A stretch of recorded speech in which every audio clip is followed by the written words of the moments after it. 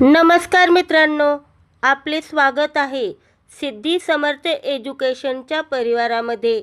आज आपण पाहणार आहोत क्रांतिसिंह नाना पाटील यांच्या जयंतीनिमित्त अतिशय सुंदर मराठी भाषण। चला तर मग सुरू करूया।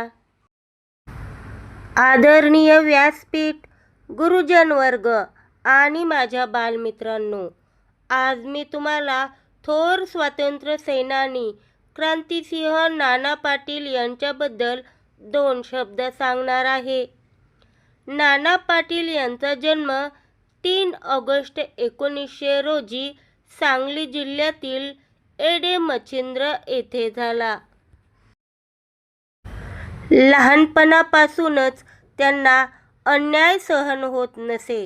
देशाच्या स्वातंत्र्यासाठी त्यांनी इंग्रज सरकारविरुद्ध मोठा लढा दिला। त्यांनी सांगली आणि सातारा भागात प्रति सरकारची स्थापना केली। इंग्रजांचा जुलूम मोडून काढून लोकांचे स्वतःचे राज्य त्यांनी तयार केले। ते गरिबांचे कैवारी होते। अन्याय करणाऱ्यावर ते कठोर कारवाई करायचे।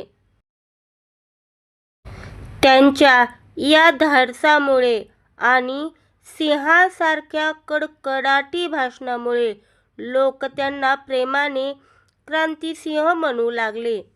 देशसेवा हेच त्यांनी आपले जीवन मानले। अशा या महान देशभक्ताला माझे कोटी कोटी प्रणाम। जय हिंद, जय महाराष्ट्र। धन्यवाद।